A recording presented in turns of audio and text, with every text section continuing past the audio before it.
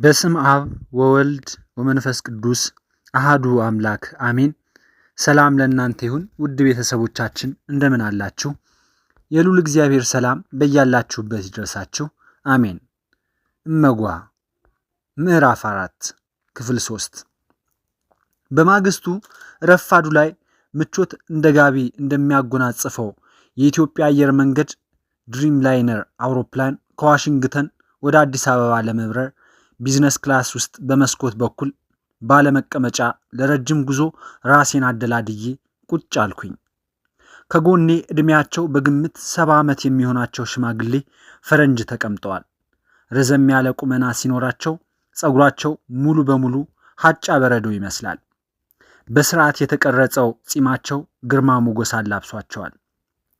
ግንባራቸውና ዓይናቸው አካባቢ ቆዳቸው የተሸበሸበ በመሆኑ አዛውንት መሆናቸውን ያሳብቃል። በተረፈ ንቁና ደስተኛ ይመስላሉ። በሚገርም አማርኛ እንደምን አረፈድክ፣ አንድሪው ባርነስ እባላለሁ አሉኝ። የመቀመጫ ቀበቷቸውን አስረው ሲጨርሱ እጃቸውን ለሰላምታ እየዘረጉ እግዚአብሔር ይመስገን እንደምን አረፈዱ፣ እኔም ሲሳይ እባላለሁ አልኩኝና በሁለት እጆቼ ጨበጥኳቸው። ጥርት ያለ አማርኛ ነው የሚናገሩት። ከየት ተማሩት አልኩ። ጎጃም ደብረ ማርቆስ ለ4 ዓመታት ያክል ኖሬያለሁ። በቀዳማዊ ኃይለ ሥላሴ ጊዜ ነው የአሜሪካ የፒስ ኮር አባል ሆኜ የእንግሊዘኛ ቋንቋ ለማስተማር ነበር እንደ አውሮፓውያን አቆጣጠር በ1969 የመጣሁት አሉ።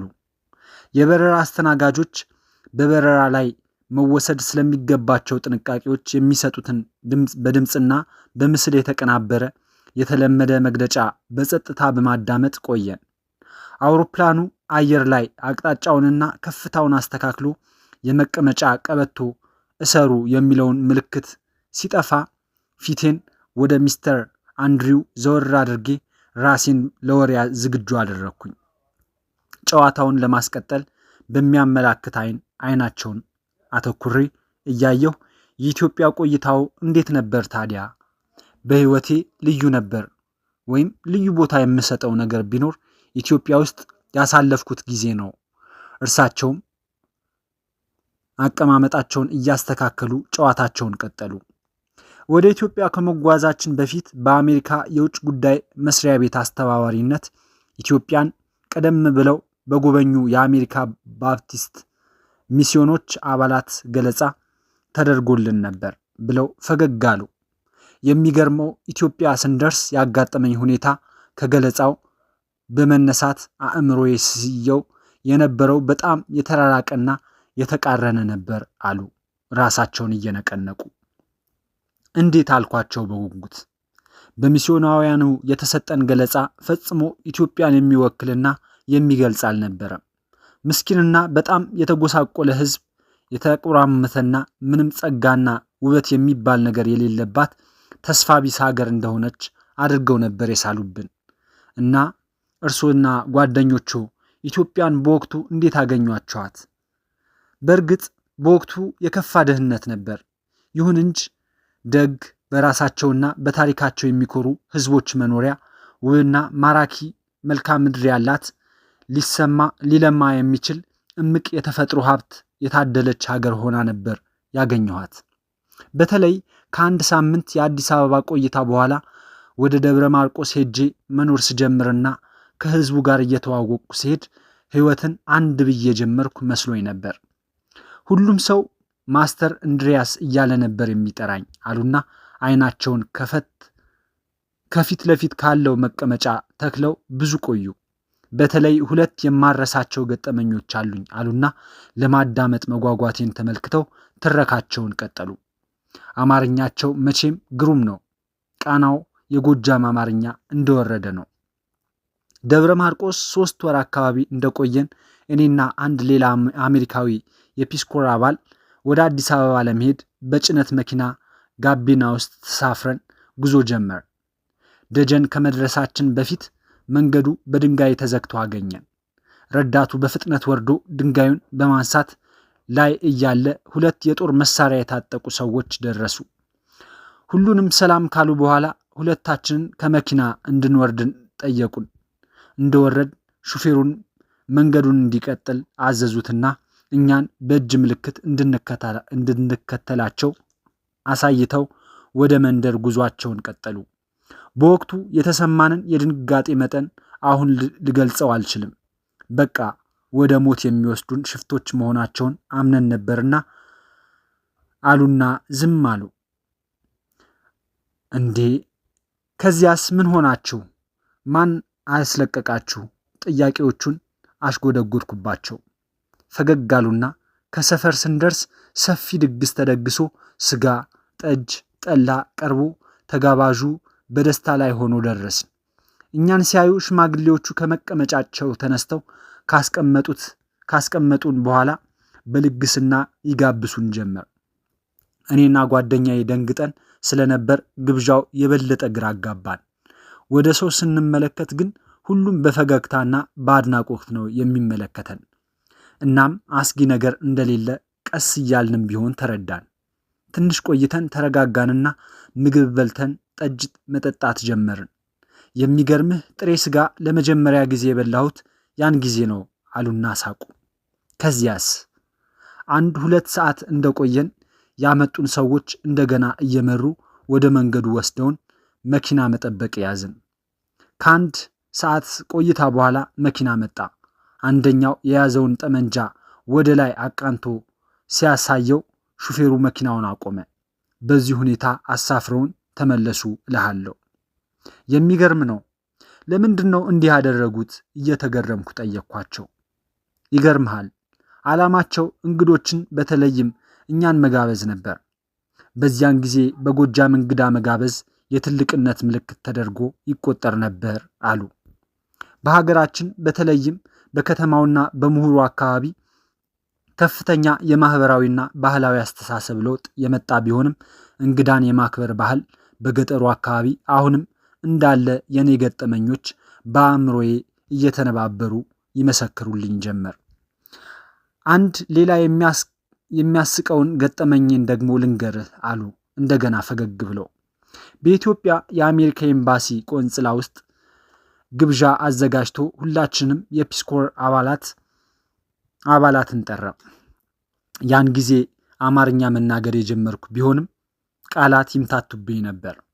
ታዲያ በዚህ ግብዣ ላይ ሚኒስቴሮች፣ ዲፕሎማቶች፣ ልዑላን፣ የንጉሥ ቤተሰቦች እና ታዋቂ ሰዎች ተጋብዘው ነበር። በአጋጣሚ አሁን ስሟን ረሳሁ እንጂ አንደኛዋ የጃንሆይ ልጅ ልዕልት በግብዣው ላይ ተገኝታ ነበር። ወጣትና በጣም ቆንጆ ነበረች በወቅቱ። ያው እንደምገምተው ወጣትነት አለ፣ በዚያ ላይ የመጠጥ ሞቅታ ተደምሮበት ግማሹ ይደንሳል፣ ግማሹ ቆሞ እየጠጣ በነፃነት ያወራል። በዚህ መሃል ሰብሰብ ብለን ከቆምንበት የጃንሆይ ልጅ ልዕልት ወደኛ ቀረብ ብላ ሰላምታ ሰጥታን በኢትዮጵያ ቆይታችን ተደስተን እንደሆነ ወይም እንዳልሆነ በአጠቃላይ ያየነውንና የታዘብነውን እንድንነግራት ጥርት ባለ እንግሊዘኛ ጠየቀችን። ሁላችንም የተሰማንን በአድናቆት ስንነግራት ቆይተን በመካከል አማርኛ መቻሌንና ለእርሷ ያለኝን አድናቆት ለመግለጽ ፈልጌ ቂጥሽ በጣም ቆንጆ ነው አልኩኝ። ፊቷ በአንድ ጊዜ ልውጥውጥ አለ። ወዲያው ናይስ ቱ ሚቲንግ ዩ ስለተዋወቅን ደስ ብሎኛል ብላ ሄደች። የሆነ ቦታ ላይ እንደተሳሳትኩ ገመትኩና በራሴ ሽምቅቅ አልኩ። አብሮን የነበረው ኢትዮጵያዊ ዲፕሎማት በድጋጤ ምን ነካህ አለኝ በእንግሊዘኛ። ምን ነው ምን አጠፋው አልኩ እኔም ደንግጬ። እንዴት የጃንሆይን ልጅ ቂጥሽ ቆንጆ ነው ትላለህ ብሎ በእንግሊዘኛ ሲነግረኝ በድንጋጤው ልወድቅ ምንም አልቀረኝም አሉና በሚነግሩኝም ሰዓት ወዲያው ስሜት ሲመለሱ አሁን ድረስ ድንጋጤያቸውና ሀፍረቱ የለቀቃቸው አይመስልም። በነገሩ ተገርሜ እየሳኩ ምንድን ነበር ለማለት የፈለጉት አልኳቸው። እኔማ ጉንጭሽ በጣም ቆንጆ ነው ለማለት ነበር። በእርግጥም በጣም ያምር ነበር። በዚያውም አያይዤም የኢትዮጵያውያን የአፍንጫ የከንፈርና አጠቃላይ የፊት ቆዳና ቅርጽ ከሌላው አፍሪካዊ ይለያል በማለት ለእርሳቸውም ለሀገሬም ያለኝን አድናቆት ለመግለጽ ነበር አሉ እየሳቁ።